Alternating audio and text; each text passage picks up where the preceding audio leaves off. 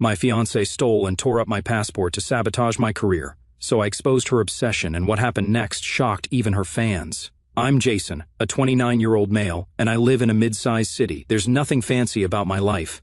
I've got a solid administrative job, a decent apartment, and, until recently, I was engaged to someone I thought was my forever person. Turns out, I was catastrophically wrong. Buckle up for this one, because my fiancée, Amber, a 28-year-old female, decided to redefine what toxic means in a relationship. Let me back up a bit. For the past few years, I've been grinding at my job. It's not glamorous, lots of spreadsheets, emails, and meetings that could have been emails, but I've been consistent and reliable. Finally, that hard work paid off, and my boss tapped me for a series of international business trips. These weren't just little trips for sightseeing or corporate dinners. They were game changers, networking events, meetings with high-profile clients, and real opportunities to boost my career. When I told Amber, she was all smiles at first. She acted super excited for me, telling me how proud she was and even helping me pick out new luggage. She was all like, "You're going to crush it out there, show them what you've got." For a minute, I thought I was one of those lucky guys who had a partner who actually wants to see them succeed, but I was dead wrong. At first, everything seemed normal. We talked about how I'd call her every night while I was gone, how I'd bring her something cool from Europe, and how this would just be a stepping stone to something bigger for both of us. But as the weeks went by, I noticed subtle changes in her vibe. For starters, anytime I mentioned the trip, her face would twitch. Not like a full-on frown, but this barely-there grimace, like she was trying to hold it together but couldn't quite pull it off. Then she started making weird comments like, "Do you really need to go on this trip? Isn't there another way to impress your boss? Or I feel like this company is taking advantage of you." I brushed it off as her just being bummed about me leaving for a few weeks. I figured she'd get over it, but then she started dialing it up.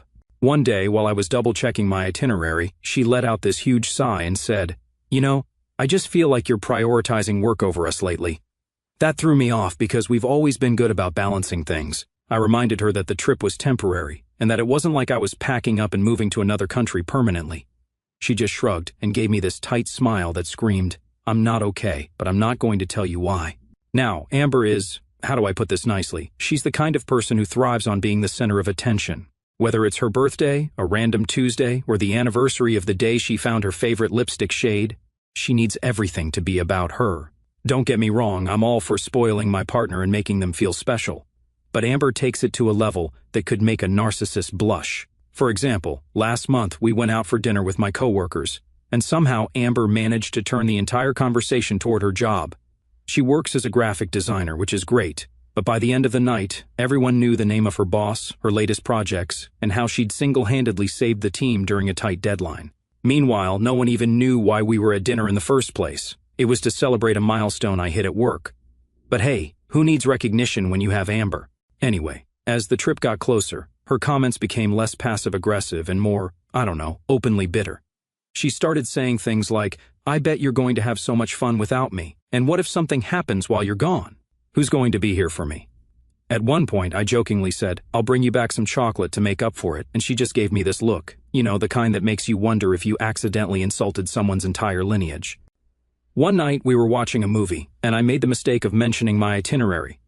I thought she'd be interested. It had cool details like networking dinners and visits to major offices. Instead, she turned to me and said, "So you're just going to leave me here alone for 3 weeks and expect me to be okay with it?" "Amber," I said, trying to keep my tone light, "it's not like I'm going on vacation. This is for work. It's important." "Important for you," she shot back. "But what about us? Don't we matter?" At this point, I was starting to get frustrated. I'm not the kind of guy who thinks relationships should be all sunshine and rainbows 24/7, but this was getting ridiculous. Every time I tried to talk to her about the trip, it turned into some emotional guilt trip about how I was abandoning her. Then came the big red flag. One evening, while I was organizing my travel documents at my desk, Amber walked in and leaned against the doorframe.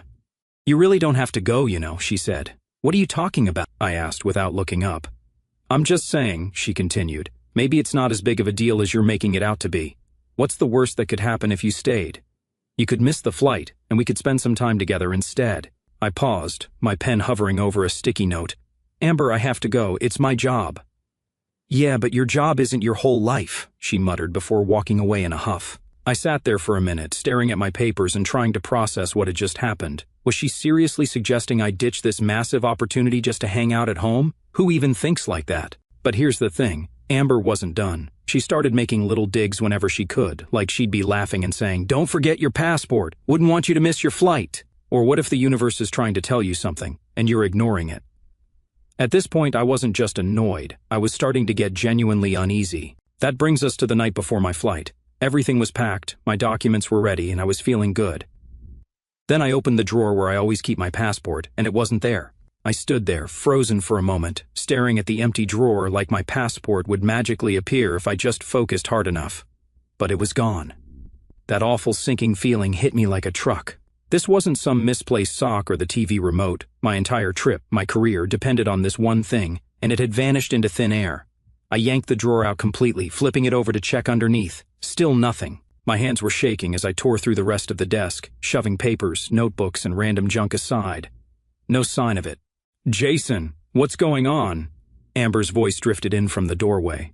I glanced up, and there she was, leaning casually against the doorframe, her damp hair wrapped in a towel like this was just another regular night. "My passport's gone," I said, my voice strained as I opened another drawer, half expecting it to magically appear. She tilted her head and frowned. "Gone? That's weird. Are you sure you didn't put it somewhere else?" "Amber," I said, exasperated. "It's always in this drawer. Always." She stepped into the room, her brow furrowing like she was trying to figure out how a grown man could lose something so important. "Well, maybe you moved it without thinking," she offered, pulling open the top drawer of the nightstand and glancing inside. "I didn't move it," I snapped, my frustration spilling over. "I'm not careless about this stuff. It's always in the same place." Okay, she said quickly, holding up her hands. "Let's not panic. We'll find it." I appreciated the gesture, sort of, but the way she was poking around half-heartedly, flipping through a pile of clothes on a chair, was driving me insane. I could already feel my head pounding. This wasn't the time for casual searching. "I've already checked there," I said, pointing at the spot she was looking. "Well, you never know," she said with a shrug, barely glancing up. I turned away, muttering under my breath, and ripped open the closet door. If I didn't keep moving, I was going to lose it. My brain was running a mile a minute, trying to figure out where the hell it could have gone. I'd just seen it 2 nights ago when I was double-checking my travel documents. I remembered holding it in my hand, flipping it open, and putting it right back in the drawer. So where was it now? We tore apart the room, or at least I did. Amber floated around like she was on a scavenger hunt for something she didn't care about. She'd open a drawer, glance inside, and move on without even digging through it. "You're sure it's not at the office?" she asked suddenly, leaning against the dresser. "Why would it be at the office?" I shot back, pulling out another stack of paperwork from a box under the bed. "Maybe you brought it there to show someone or something," she said. I didn't even dignify that with a response. My frustration was bubbling over, and the more I watched her half-hearted search efforts, the angrier I got. I needed her to care about this as much as I did, but instead, it felt like she was just going through the motions. "Have you checked the kitchen?" she suggested. "The kitchen," I repeated, my voice dripping with sarcasm. "Why would I keep my passport in the kitchen?" "I don't know," she snapped back. "I'm just trying to help." It felt like we were going in circles. I was turning the apartment inside out, cushions off the couch, drawers emptied onto the floor, even rummaging through the laundry hamper for some insane reason. Every passing second felt heavier, like time was physically pressing down on me. "Jason, calm down," Amber said, her voice softer now. "We'll find it." "I don't need to calm down," I said, practically growling as I moved to another corner of the room. "I need my damn passport." She sighed dramatically, and I could feel her watching me, probably wondering if I was losing my mind. Maybe I was, but who wouldn't be? My flight was in less than 10 hours, and my ticket to a better future was nowhere to be found. "Maybe you're not supposed to go," she said suddenly, her tone almost wistful. I looked up from where I was crouched, narrowing my eyes at her. "What?" "I'm just saying," she continued, shrugging like it was no big deal. "Maybe this is the universe's way of telling you to stay. Like, maybe something bad could happen if you leave, or maybe you're just supposed to focus on what really matters, you know, like us." I stared at her, trying to process what I'd just heard. "Amber, you're telling me the universe wants me to miss this trip? The trip that could define my career? Really?" She shrugged again, avoiding my gaze. "I'm just trying to help you see the bigger picture, that's all." I shook my head, biting back the urge to say something I'd regret. Instead, I turned back to my frantic search. As I was digging through a box of random electronics cables, something clicked in my mind after I processed what she'd said last. A memory, fleeting but vivid. 2 nights ago, I'd been sitting at this very desk, organizing my documents. Amber had walked in, leaning against the doorway, just like she had earlier, and started talking about how much she was going to miss me. I remembered her tone. It wasn't just sad, it was sharp, almost annoyed. I'd brushed it off at the time, but now it was glaringly obvious. She'd lingered there for a minute, watching me, before storming off in a huff when I didn't give her my full attention. My stomach dropped. Amber was still standing there, scrolling through her phone now like she'd already given up on the search. My eyes drifted to her bag sitting on the floor by the couch. Her bag, the one she always carried around. I stood up slowly, my heart pounding in my chest. My rational brain was screaming at me to stop, to not even think what I was thinking, but my gut was already 100% convinced. "Amber," I said, my voice tight, "where's your bag?" She looked up, confused. "What?" "Your bag," I repeated, already walking toward it. She frowned, stepping in front of me. "Why do you need my bag? What are you doing?" "Just let me check something," I said, my tone sharper than I intended. Her expression shifted to something between defensive and insulted. "Are you serious right now? You think I have your passport?" Her tone, her body language, it was all wrong. I wasn't buying it. "I don't know what to think," I said, my voice louder now, "but I'm checking anyway." She stepped aside, her face hardening, and I grabbed the bag. My hands trembled as I unzipped the main pocket. Nothing but tissues, her wallet, and some random junk. Then I felt it, a hidden compartment inside. My fingers brushed against something flat and firm inside the hidden pocket of her bag. My heart skipped a beat as I slowly pulled it out. The sight of the navy blue cover with the gold insignia made my stomach twist. Relief was fleeting. It was immediately replaced by anger and disbelief. She had taken it. I stood there for a moment, gripping the passport tightly, my mind racing. I couldn't fathom why she would do this. Amber was still standing a few feet away, her eyes widening as she noticed what I was holding. The color drained from her face, and she froze like a deer in headlights. "Amber," I said, my voice low, though every fiber of my being was boiling over, "what the hell is this doing in your bag?"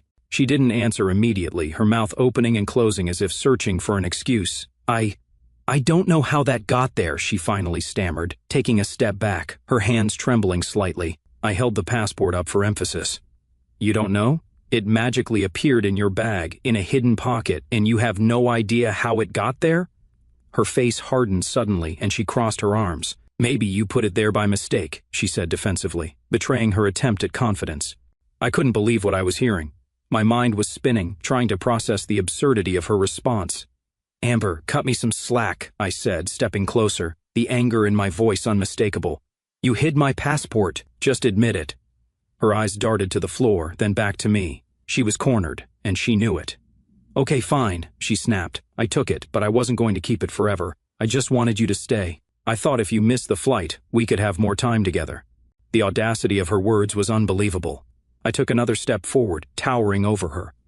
"You thought stealing my passport was the solution? Are you out of your mind? Do you even realize what you've done? This isn't just some petty argument, Amber. You almost ruined my entire career."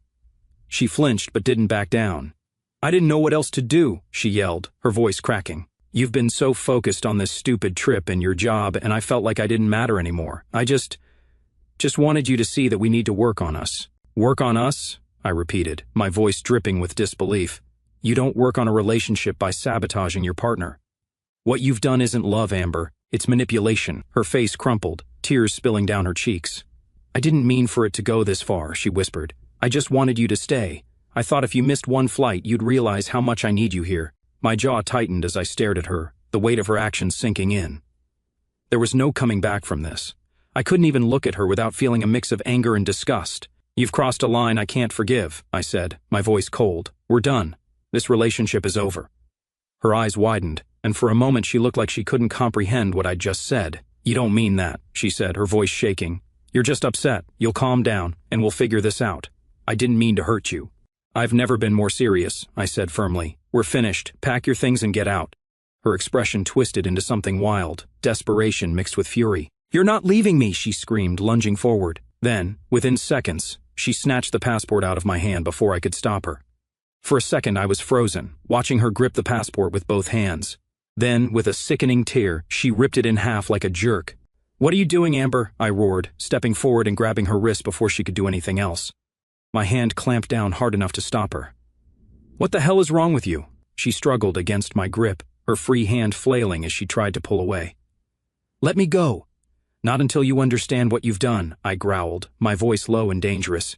"You just destroyed my passport. Do you even realize the gravity of that? You didn't just cross the line, Amber. You obliterated it." Her sobs grew louder, her body going limp in my grasp. I let go of her wrist and stepped back, my hands shaking as I tried to rein in my temper. The pieces of my passport lay on the floor between us, a stark reminder of her betrayal. "Get the hell out of here," I said finally, my voice cold and steady. "I don't want to see you here when I get back. Get your things and get out." She sank to the floor, her sobs racking her body. "Jason, please," she begged. "I didn't mean for it to go this far. I was just scared. I thought you'd leave and never come back." "I was going to come back," I said, my voice sharp. "But now?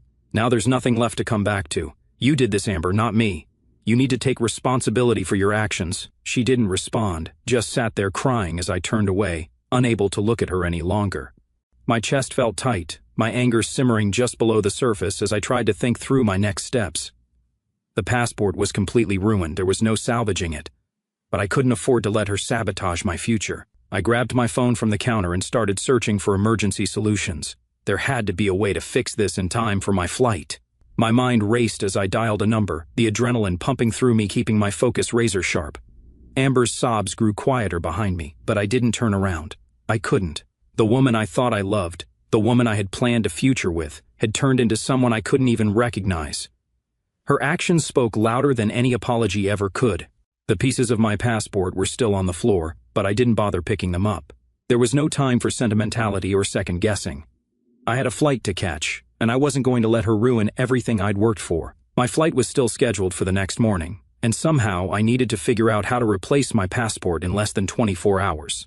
A quick search told me that getting an emergency passport was possible, but it wouldn't be easy. I'd have to go to the nearest passport agency in person, and since it was after hours, I'd need to make an emergency appointment first thing in the morning. The catch, I'd need proof of my trip, government-issued ID, and a whole lot of luck. I called my best friend Caleb to ask for help. He immediately picked up on the urgency in my voice and asked what was wrong. I explained, trying to keep calm, that Amber had destroyed my passport. There was a noticeable pause before he responded with a shocked reaction, clearly struggling to process what I'd just told him. I laid out the details, how she had hidden it, how I found it, and how, after I told her we were done, she tore it in half right in front of me. Saying it out loud only reignited the anger I was trying to suppress. Caleb didn't hold back, calling her actions next-level psycho and asking if I was okay. I assured him I would be, but explained that I needed his help. I planned to get an emergency passport the next day and needed someone to drive me to the agency to avoid any more sabotage from her. Without hesitation, Caleb agreed and asked what time he should be there. I told him it had to be early, 6 a.m. He promised to pick me up and, before we ended the call, reassured me that I was making the right choice by walking away from her. His words hit harder than I expected, but I knew he was right. After hanging up, I called the emergency passport line and explained my situation. They gave me an appointment for 7:30 a.m. at the nearest agency, which was thankfully only an hour's drive away. I spent the rest of the night gathering everything I'd need, my driver's license, a copy of my flight itinerary, and even an old photocopy of my passport that I'd kept for emergencies. By the time I finished, it was nearly midnight, and exhaustion was starting to set in. Amber had retreated to the bedroom, and the apartment was quiet. I didn't bother checking on her. Whatever she was feeling wasn't my concern anymore. At 6 a.m. sharp, Caleb showed up, looking half awake but ready to go. He took one look at me and shook his head. "Man, you look like you've been through hell." "I have," I said simply, climbing into his car. The drive to the passport agency was quiet, save for Caleb occasionally muttering about how insane Amber's actions were. I mean, I knew she was a bit intense, but this is next level, he said at one point, shaking his head. "She knew exactly what she was doing," I said, staring out the window. "And I can't believe I didn't see it sooner." "Well, now you know," Caleb said, "and now you can move on." When we arrived at the agency, I joined a line of other people who looked just as stressed as I felt. The process was surprisingly efficient. The staff didn't ask too many questions about why my passport was destroyed, though I could see a flicker of sympathy in one woman's eyes when I handed her the ripped pieces. The waiting was the worst part. Every minute felt like an hour, and my stomach churned with a mix of nerves and frustration. This entire mess had been avoidable, and yet here I was, fighting to fix something Amber had destroyed. 2 hours later, they called my name. I nearly sprinted to the counter, where they handed me a brand new passport. Relief washed over me as I clutched it tightly. Somehow, I'd pulled it off. On the drive back, I called my boss to update him. I kept the explanation short, just that there had been an issue with my passport, but that I'd resolved it. He seemed satisfied and reminded me to make sure I didn't miss the flight. Back at my apartment, Amber was gone. Her things were still scattered around, but she wasn't there. I didn't care where she'd gone, as long as she stayed out of my way. I packed the rest of my things quickly, making sure I had everything I needed. My phone buzzed with a message from Amber. It was an apology, half-hearted, filled with excuses about how she hadn't meant for things to escalate. I didn't reply. I deleted the message and moved on. By the time I finished packing, the cab was outside. I grabbed my bags and took one last look around the apartment. It felt empty, but not in a bad way, more like a clean slate. I left without looking back, ready to put everything behind me. At the airport, everything went smoothly. Security was quick, and the gate wasn't crowded. Sitting in the boarding area, I allowed myself a moment to breathe. The passport in my bag felt like a lifeline, and the trip ahead seemed less daunting now that the worst of the storm had passed. The flight was uneventful, but my thoughts were anything but calm. I kept replaying the events in my head, the frustration building every time I thought about how calculated her actions had been. Amber's betrayal wasn't just personal, it had been deliberate and destructive. It was clear that I needed to address this beyond simply walking away. Once I landed and got through the first day of meetings, I took a moment to reassess. The trip was off to a strong start, and my boss seemed impressed, but I couldn't let the chaos Amber had caused linger in the background. During some downtime, I contacted a lawyer Caleb had recommended. I laid out everything, the stolen passport, the damage, and how it had almost cost me my career. The lawyer confirmed my suspicions. Amber's actions weren't just manipulative, they were legally questionable. Destroying the passport and interfering with my ability to travel could be considered serious offenses. The advice was clear: document everything and prepare to take legal action. As I pushed forward with the trip, I tried to focus on the work at hand. The meetings were intense, and the networking opportunities were exactly what I'd hoped for. But even as I put on a professional front, the storm back home was brewing. Amber had a decent following on TikTok, a few hundred people who loved her quirky, bubbly content. It wasn't unusual for her to overshare about her life, but now she had turned her platform into a weapon. While I was halfway across the world, trying to salvage my career, Amber was posting videos painting herself as the victim. Her tearful videos were strategically vague, but the message was clear. She'd been abandoned by her partner before a big trip, left to pick up the pieces of a shattered relationship. There was no mention of the passport or her actions, just a carefully crafted narrative designed to gain sympathy. The videos went viral quickly and the comments were brutal. People took her side without hesitation, calling her brave for sharing her story. Mutual acquaintances chimed in, fueling the fire, and soon strangers were digging up my accounts and sending hateful messages. My Instagram and LinkedIn were flooded with accusations from people who didn't even know me. They even tried to report my accounts multiple times. At first, I was furious. Amber's spin on the story was so far removed from reality that it felt like a slap in the face. But as the lawyer had advised, I saved every message, every comment, and every screenshot of her videos. This wasn't just online drama, it was evidence. Through it all, I kept my focus on the trip. The whirlwind of meetings and presentations helped me channel my energy into something productive. My boss pulled me aside halfway through and praised my work, hinting at more opportunities in the future. Knowing I'd managed to impress him despite everything gave me a renewed sense of purpose. Even so, the weight of what was happening back home never fully left my mind. Amber's audience was growing, and with it, so was the hate directed at me. Her followers pieced together enough details to identify me, and the messages became more personal. Strangers were calling me names, accusing me of being manipulative, and some even dug up old photos of us together, reposting them with captions that twisted the truth. The lawyer remained a steady source of guidance through it all. He assured me that the more evidence I gathered, the stronger my case would be. Amber's actions were creating a pattern of behavior that only strengthened my position. By the end of the trip, I had a clear plan. I would return home, meet with the lawyer in person, and move forward with filing a formal complaint. The passport incident alone was enough to justify legal action, but her social media campaign added another layer.